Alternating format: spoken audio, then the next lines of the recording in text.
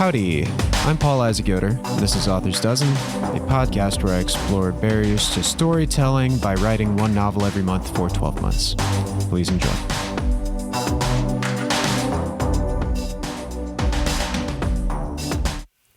All right, Wes Fulkerson, welcome to the Author's Dozen podcast. How you doing today? I'm doing great. Long-time listener, first-time caller. A little nervous. Yeah, I mean, it being out for the month, a long time is a relative term. We are past roommates, and you have a book coming out, and I wanted to talk to you about that. So tell us a little bit about it. Well, it's called For Whom the Sun Sings, and it is a YA fantasy novel being put out by Enclave Publishing. Comes out March 17th. And the logline for the book is the entire world is blind. No one has even heard of sight before, and then into this strange sort of world, someone named Andrius is born, and he's able to see. And so his ability, as he comes into it and starts to figure out what's going on, really undermines kind of the social order of this society, and things get crazy pretty fast. So it's a really neat read because it makes you kind of twist your brain up a little bit and ask questions you don't normally think about.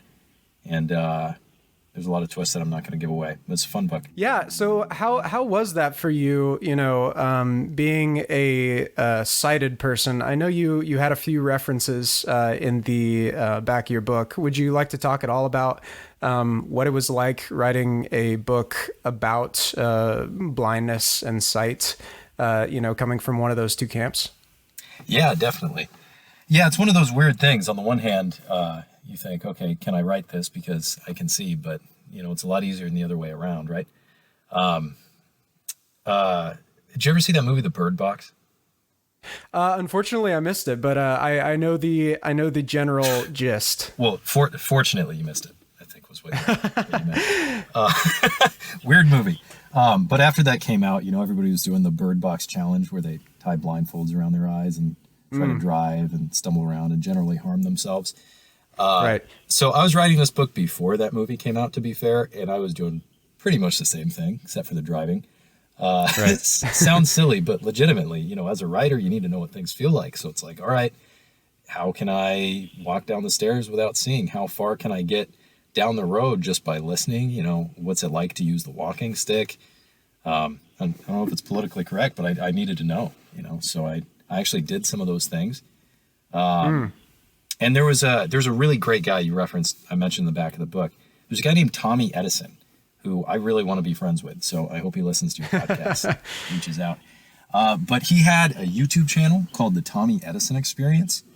And he's a guy who's blind from birth. His buddy videotapes him, and he just takes people's questions and talks about what life is like as a blind person. So you can't buy research material that good. I mean, it just dropped in my lap when I was searching. And this That's guy amazing. Answered so many of my questions. That's cool. That's so cool. Yeah, I looked him up when I saw him in the back of your book, and it is really incredible. There are so many things in your book that are, on one hand, someone blind from birth wouldn't necessarily know what it's like to be sighted from birth, and the same is true in the other direction. So in the world of fiction, if you want to bridge any gaps, you have to be on one side of that gap or on the other sometimes. So yeah, it's a tricky thing. And I really appreciate what you were able to do with it. Can you go into sort of like, I don't know, what was the process of building that world? What were some of the things that, you were just really excited to find out? Well, for me, I think that you need to have a burning question when you're going to embark on any creative endeavor as long as a novel. And there were a lot of those for me. The first one, I think, was, there's a fleet of helicopters flying overhead. Mm-hmm. Okay. You know that part where you told me to find a quiet place to record? It's okay. It happens. And they sent in the Marines. So Yeah. Well, hey, I mean, that's you did commit war crimes, so yeah, that's to be expected. I've got about 2 minutes. I'm sorry. Anyway, there's that old saying that in the land of the blind, the one-eyed man is king. And, there's all these kind of truisms and sayings and maxims that we just repeat and we don't really think about. But that got me thinking, what on earth is the land of the blind? And what would that be like where that's the norm, where nobody can see, where these people built a society and the world is like that? So that was kind of my first burning question that led to a bunch of others. But, you know, I was really excited to write this book at the beginning especially. And I had a vision for it, and I thought, I am going to bang out a rough draft in a month. I mean, once my research is done and I've got my outline, I'm going to write this in a month, which you know something about that. And I didn't. This was an incredibly difficult book for me to write. Usually first drafts take me about 3 months, give or take. And it took me a year just to get the rough draft on paper. So it was a little bit of a difficult process, but I think part of that was just because I loved the idea and I wanted to get it right. And so it took a little more time. Certainly. What, that is a, you know, a challenge. And I, you know, every program I try to remind people, like, this is not the best idea for everybody to be doing. It's a good exercise. And it's interesting to shoot for it, but, it's funny you mentioned that. I'm currently in the middle of writing a book where, I didn't have a sort of, burning question. I just had a scenario in mind that was, very interesting to me. But I didn't necessarily have something that would promote a lot of conflict. And so, it's been incredibly difficult to write. And this month I'm going to be talking a lot about failure. You know, I'll get to the end of the book, but you know, it'll be an exercise in completion rather than perfection or anything like that. But that's very interesting. Well, and that's the toughest thing too. A lot of times you think you have a lot of conflict and then you get into it and you realize there's not as much conflict. Certainly. It's a tough place to be. Plot is conflict ultimately. You know, I won't again get too much into the spoilers of your book, but there are power differentials in your book. You know, there are people who have a lot of power, and then there are people who have very little power. But the way that you made that interesting was that, you know, your main character is not necessarily extremely powerful in the way of like society and things like that. But yet he has this sort of power that not everybody has, which is sight. I just think that that's a very good way of laying out conflict. To have people be powered in different ways. Well, absolutely. Yeah. And if we're peeking behind the curtain a little bit and getting into the craft, like I know you do on this podcast, part of what was so neat about that is, you know, this isn't how I was thinking about it, obviously, when I first got excited about the idea, but part of the reason it works so well is because we sort of have a built-in stake in his side of the conflict and the power that he does have versus the power that he doesn't have. The book at the beginning is dedicated to anyone who's ever felt alone in knowing the truth. And that's really the emotional driver behind this story. Andrius can see, and everybody else thinks that idea is nuts. And it's plain as day to him. It's in front of his eyes, you know, and nobody else gets it. Nobody else wants to listen to him. And everybody knows that feeling, you know, where it just seems like everybody's taking crazy pills. You can't convince anybody of anything, but it's just so apparent to you. And so I think that emotional sort of universal feeling feeds into that conflict as well, because you have conflict, but you also have buy-in because you can put yourself in those shoes, I think. Can you tell us a little bit about sort of your first, experiences with writing, your first book, and how, you know, you've changed over the years to write your latest book and eventually publish it? Yeah. Well, I started getting serious about writing my senior year of college. And I guess I'm really bad at being a slacker because I had an upper div business management course that I wasn't paying a lot of attention to. But instead of taking notes, I was writing short stories in preparation for a novel. So I guess that's sort of productive, right? But really, I'd go in there every week and I'd just start writing short stories. Because I had this idea for the Starfall trilogy for a while, and I just knew that I wasn't a good enough writer yet to do it justice.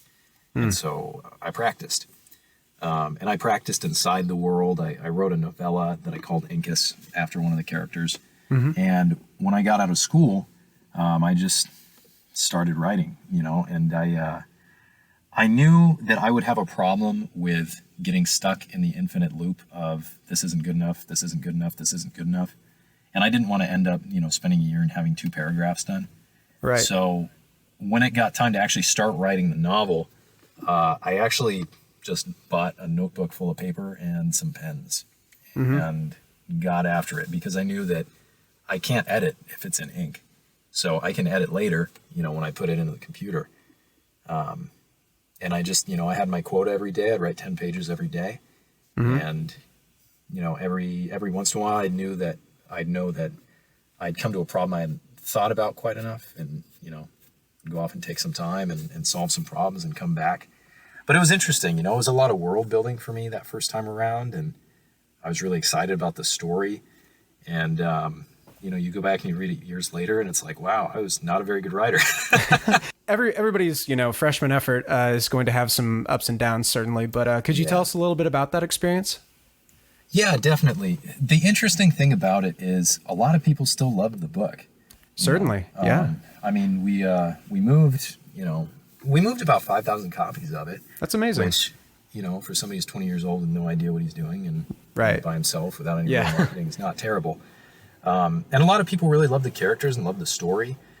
But I was definitely a lot better at story than I was at writing. And I think for every writer out there, they tend to fall more heavily on one side or the other. Some people really are just wordsmiths, Patrick Rothfuss can write about the toaster and it'll be great. Yeah. But if you read his series, he'll disappoint you. There are story problems for sure. Yes. And then you have people who are natural storytellers who aren't necessarily the greatest writers. I think of somebody like Michael Crichton, who is an incredible storyteller.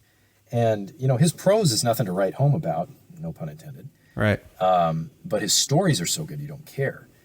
And, I think for all of us writers, we've got to know which our strength is and what our weakness is, and we've got to make up for our lack, So for me with Starfall, thankfully I'm getting the chance to put out revised versions. So I've been going through and editing those and leaving the story mostly the same. But I mean, gosh, in the first book, we cut out 10% of the words, Paul. Yeah. That is, I don't know the exact number, but I believe that's what On Writing says, by Stephen King. He, writes a pretty long draft, tries to axe as much of it as he can, and just sees where it goes. So yeah. What was so tell our audience sort of the rundown of the story of that first book, and what sort of grabbed you with that idea? Yeah, so the idea for Starfall is it takes place in a world called Pontus, where whenever anybody is born, a star appears in the sky, and they grow up, the people in this world grow up knowing which star is theirs, and they watch it because at a certain point it's going to fall. And not everybody is able to see that happen, but for those who do and they go and get it, they get to choose a gift, and the world is sort of split up into these different nations based on what giftings people have chosen. So they end up having these sort of superpowers. It changes them physically, it defines their culture, etc. And the story follows these twin brothers who are born into slavery in the country of Floria, kind of fallen through a crack in time, in a sense, and they're watching their stars. And it ends up leading to this global conflict and whatnot. So kind of a high concept sort of thing, definitely very fantasy. Yeah. And the first thing that grabbed me, it's funny, the little fragments we get, I just loved that concept of imagining a star floating to Earth like a flake of snow. And so that's how I ended up describing it, but I could just never get that image out of my head. And so it turned into a story about choices and what they do to people and how they define us. The two main characters, really a lot of what happens to them is the same in a sense, but it's also totally different because of the choices that they make. Certainly. So that was kind of my driving idea and question behind that one. Yeah. I've had the pleasure of reading a lot of writing on writing, and there is that sort of image, that sort of charismatic image that sticks in your head, and you just have to get out there. I think it can sound sort of like overtly spiritual to a lot of people and sort of wooey or whatever. But the Song of Ice and Fire series started when George R. R. Martin had this image of just a mother, dire wolf, with her pups in the snow, and sort of dying and letting them, go out and stuff. There is a starting from like, oh, hey, let me start building a story or whatever, might sometimes be less interesting than seeing a really powerful image and thinking like, what does this mean? How do I work through this and flesh it out? So I think that's incredibly valid. Yeah, what's interesting? I'm down here in San Diego, and I teach at San Diego Writers Inc. quite a bit. They have me out here and there, and I talk about writing different places from time to time. And one thing I always tell people about creativity is ideas come in fragments, but what do you automatically know about a fragment? Well, that it belonged to something else. Right. And that's part of the fun of writing. I mean, if you're walking through the desert and you find a shard of pottery, there used to be a pot.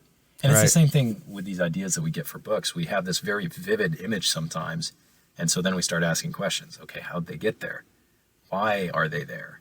Why does it matter? What happened after, et cetera, et cetera. Certainly. Yeah. That's another one of my favorite, writings on writing is J.R.R. Tolkien. We just had the passing of his son, Christopher, who helped out with a lot of stuff. But he wrote this short story called Leaf by Niggle, I believe. And Beautiful, it's... Yeah. And just, for our listeners, the idea is that this guy, he works his entire life, trying to...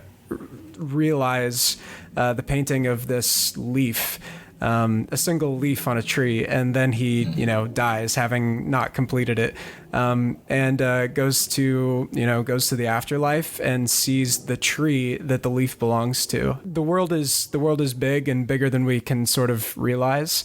And I think that one of the remarkable things about the Lord of the Rings and the worlds that Tolkien built were that they feel like a smaller part of a bigger thing that you want to go and explore. So, that's wild. Absolutely. That's really cool. So, do you have a few favorite authors or books that you sort of, that you sort of most draw from or that you just enjoy in general? Yeah, absolutely. I really love to read fantasy novels when they're good. A lot of great fantasy out there. But my reading is pretty wide. I read a lot of nonfiction as well, some poetry, some classics, regular fiction, whatever. Yeah. When I was a kid, I really liked Orson Scott Card. Yes. I read like 35 of his books or something. Mm-hmm. Don't read him quite as much these days, but loved him when I was a kid. Yeah. I like Michael Crichton's stories. I come to them again and again. I love Tolkien. I love Lewis. I love Isaac Asimov. He's one of my favorites. Mm-hmm. T.H. White, Dostoevsky. You were talking about like the balance of style and substance a little bit. What sort of draws you to those people? Well, it's funny because some of those people are wordsmiths and some of them are storytellers. Mm-hmm. A couple are both. I mean, somebody like a C.S. Lewis or a J.R.R. Tolkien is that rare breed of both. Yeah. Shakespeare is both. But I think I like them for different reasons. I think generally I like an author who's able to make me lose myself in a world and really feel something. When the book's over, I still think about it. And, you want to spend more time with them. I mean, it's like they say, leave them wanting more. You want to spend more time with the characters, but it's still satisfying somehow. What sort of elements do you take from your favorite, authors and books? What were things that you felt really inspired the works that you've done? Well, I think that we often don't give enough credit to the mechanics of writing. I've heard it said that if you want to understand how something works, take it apart. That's why you see, half disassembled cars on people's lawns, or, if you want to know how a toaster works, take the toaster apart, etc. And I think it's the same with writing. And so over the years, I've tried to do the same thing with, a lot of the stories that I've read and loved and the masters of the craft. I like to take apart the stories and see what the formula is, because a lot of times we say writing is self-expression, but it's not. You flip somebody off on the freeway and that's self-expression, but it's not art. Yeah. Art has form too. And so I think the biggest thing I took probably, I mean, obviously there's all sorts of style and voice things that bleed in that are hard to track down and hard to be conscious of. But I think the biggest thing is, for me, I was very deliberate about the beats of this story and knowing when the rises and falls, when the questioning happens, and when things get more complicated. And all of that really ultimately came from reading. Do you follow like a certain kind of mechanics or formula that it can sound like, oh, hey, you're just, painting by numbers or whatever. But, it is truly helpful to have sort of guideposts of like, oh, this is something that I should be thinking about right now. Do you have any sort of like, well, sure. I don't know. What are those guideposts? Yeah, it's funny. On the one hand, I think people are so afraid of being rigid, but being amorphous is much more common and worse. You know what I mean? So I'm not advocating being rigid. However, it's sort of like you want to write a poem, right?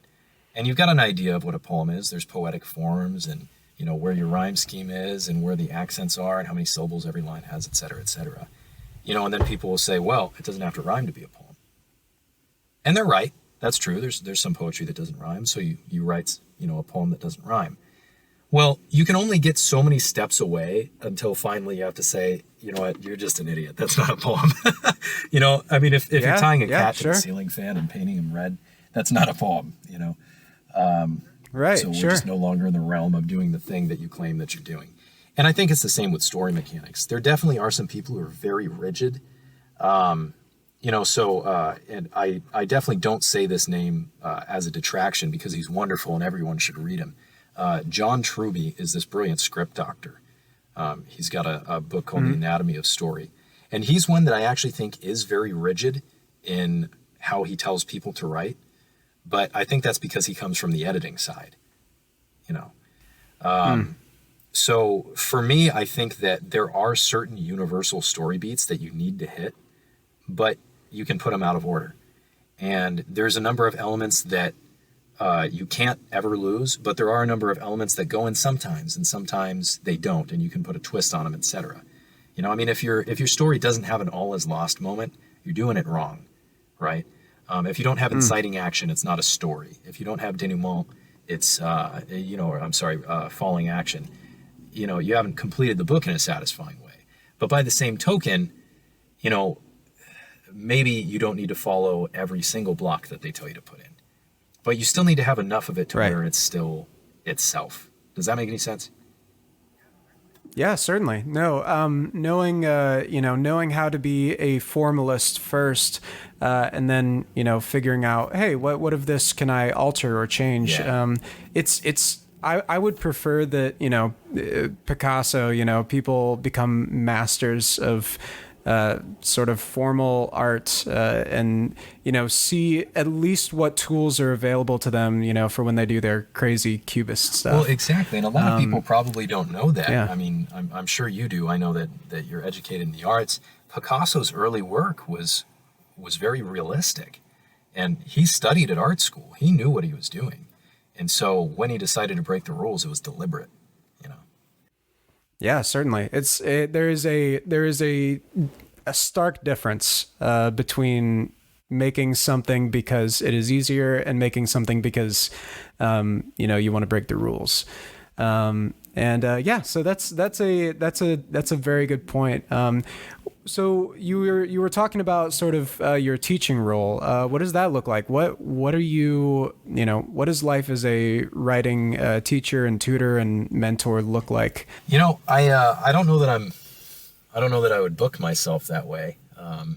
Certainly. I'm making my living writing the stories and revising stuff and ghostwriting, etc. I just like writing, and I like to talk about it now and again. So yeah, certainly. So once or twice a month, I got some people who like to have me out, and I just go and talk about writing. Yeah. But mostly my day looks like making stuff, and I love it. It's what I certainly. What are the biggest takeaways that you hope people take away? Well, we touched on one of them, which is know the craft. Certainly.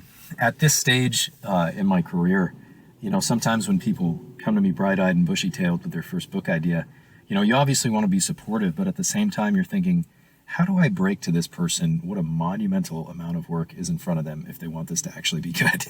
Sure. Yeah. So knowing the craft and encouraging people to actually study what the form is and how it works and what the beats are is a big part of that.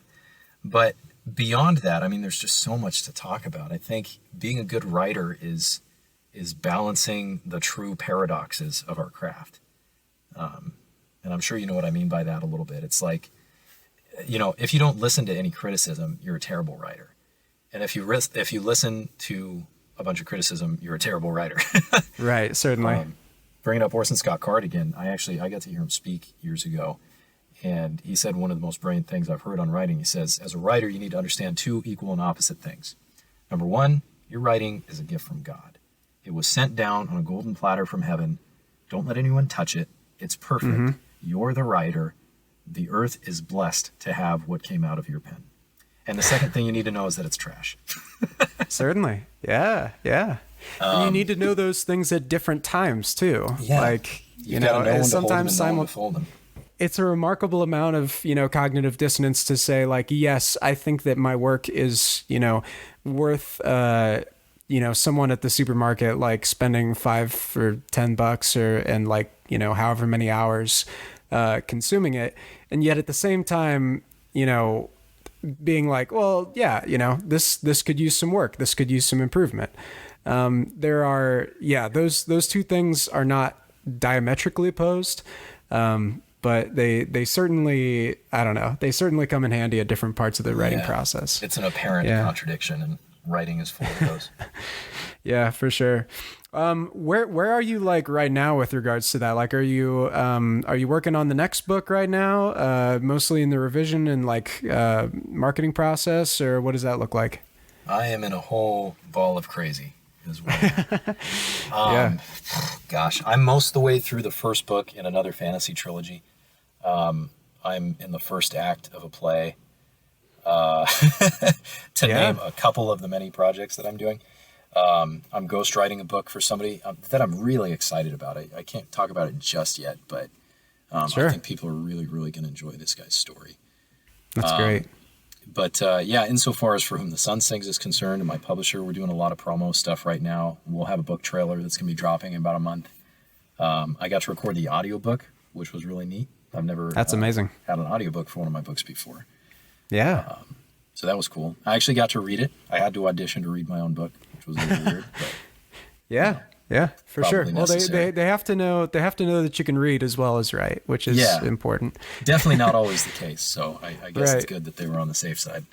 Sure, for sure. Nailed the part, though. Yeah, there you go. Exactly.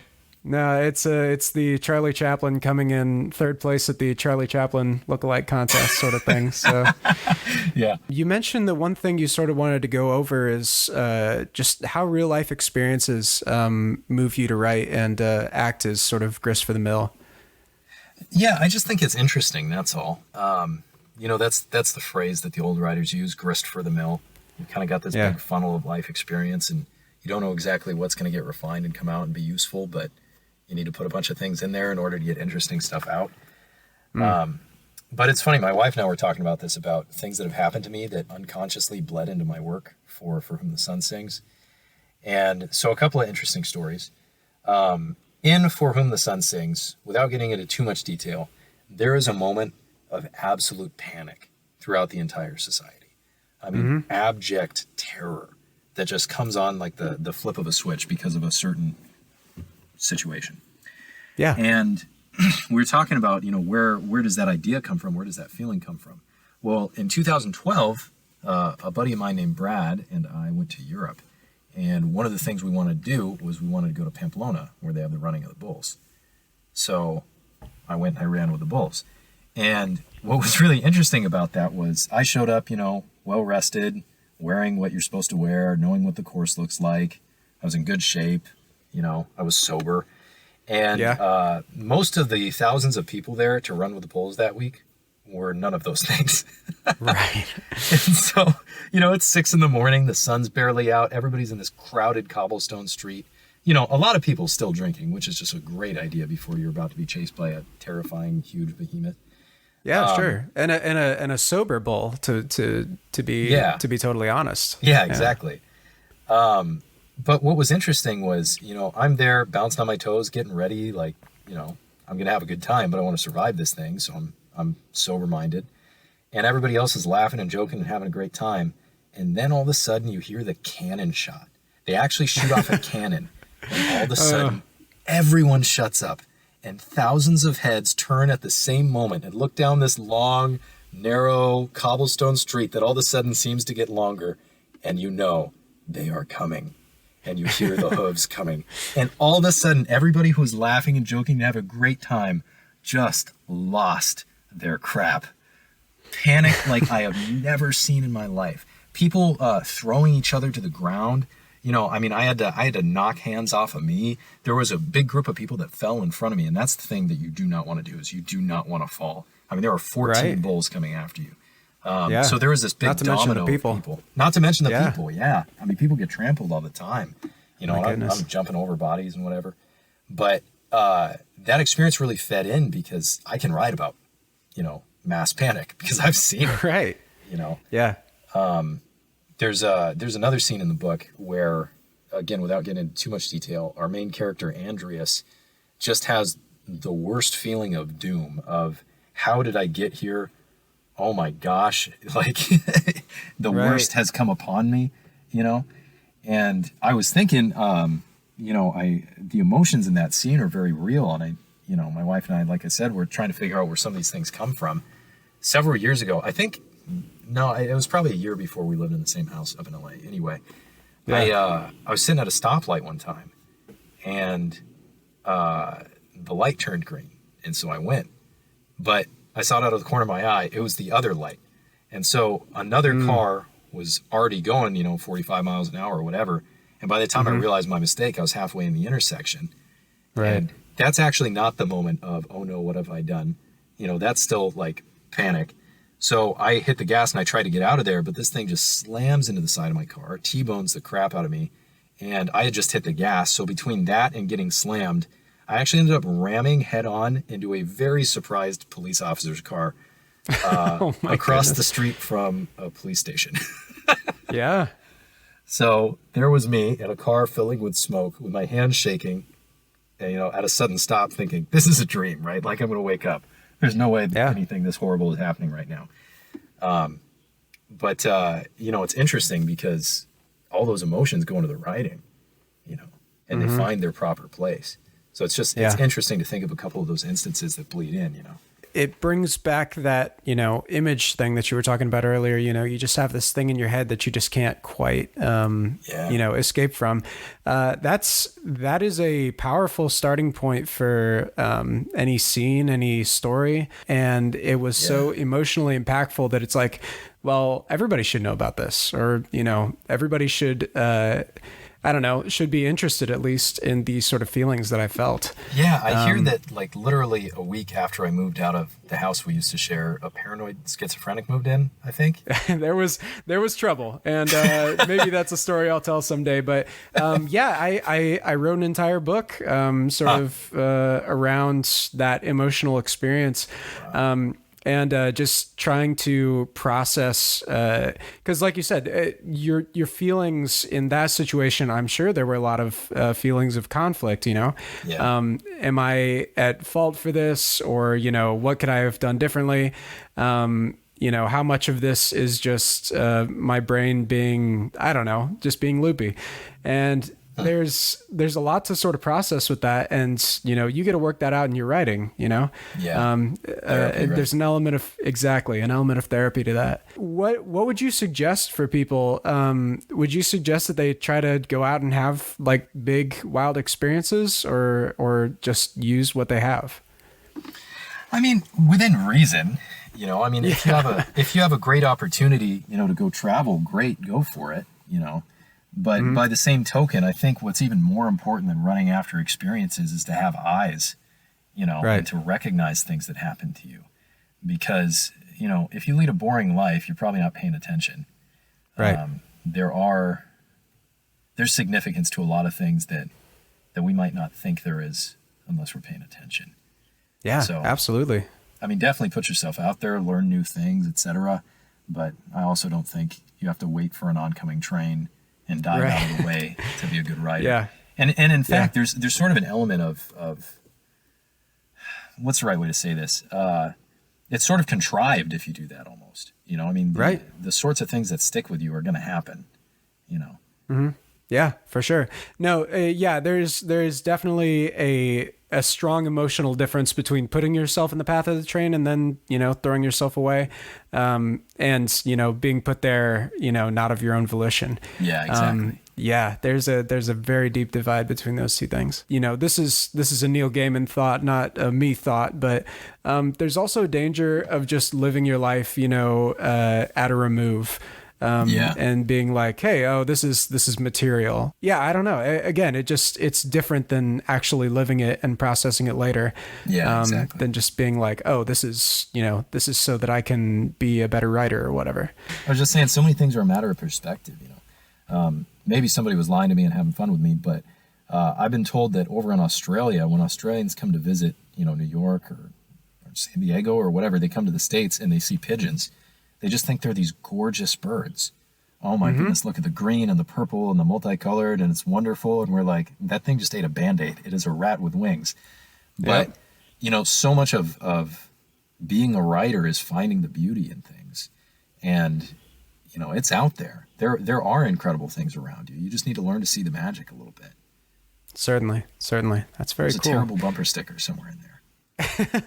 Well, that's what we're here for, you know, just short, pithy sentences that, you know, are inoffensive enough to be on the back of your station wagon. Learn the magic. Also, my child was a #1 student at Xavier Magnet School.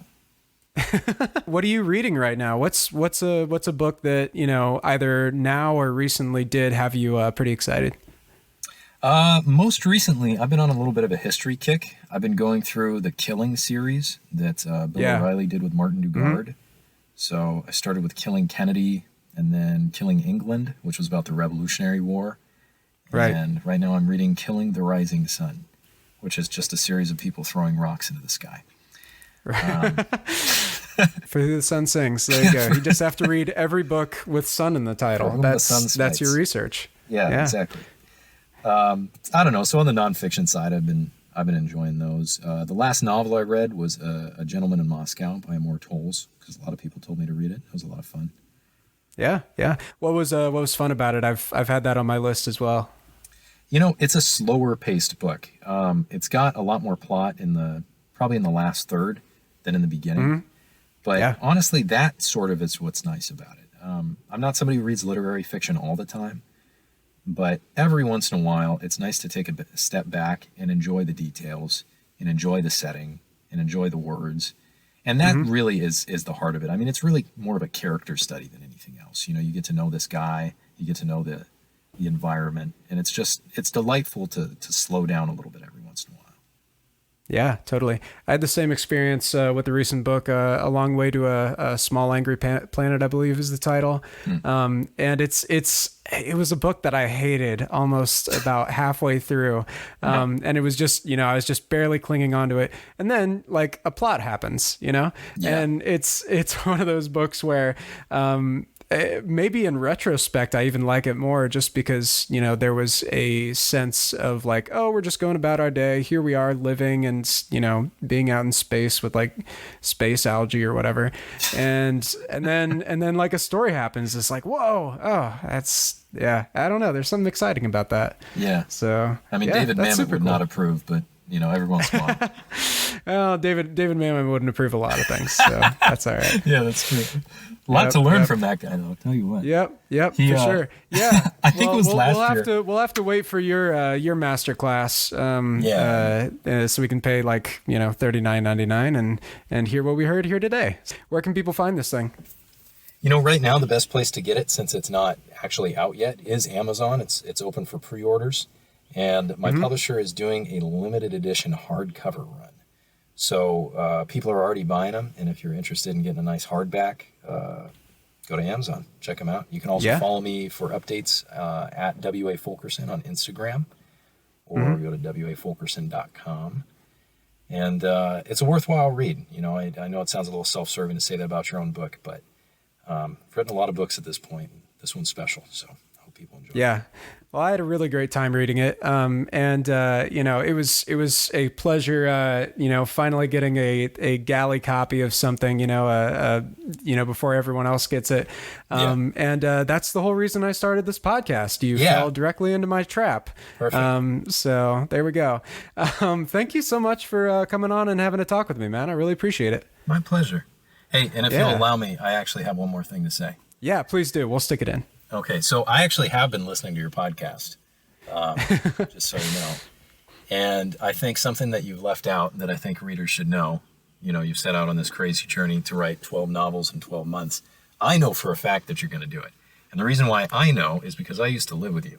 So how many years has it been since you missed a run? I can't remember. It's exactly. been... He can't remember, guys. Okay, when I lived with you, it had been like 7 or 8 years since you'd missed a day. I mean, weekends, holidays, like everything. So here's a little story for your listeners, real fast. Oh no. One day, Paul Yoder woke up and he wasn't feeling very well, but he went for a run anyway. And then he drove himself to the hospital where they removed his appendix. The next day, he got out of the hospital, drove himself home, and went for a run at literal risk of death. So Yep. it sounds made up, but it's true. Oh my gosh. It's the power of habit. It's what this whole podcast is about. So I have no doubt that you will, in fact, complete what you set out to do. Even if it kills you. Man. Yep, absolutely. No, and that's, you know, again, I'm not saying that's a good idea. It's not. It's not a good idea. And oh gosh, we yelled at you so much. Oh man, yeah, I remember. It was good times. But yeah, man, this is like that's part of the joy of this podcast is just sort of torturing myself for everyone else's amusement. So, you're doing a good job. Awesome. I appreciate it. All right, hey, thanks again, man. I really appreciate you coming on. Yeah, it's been a pleasure, Paul. Awesome. Okay, take care, Wes. Yeah.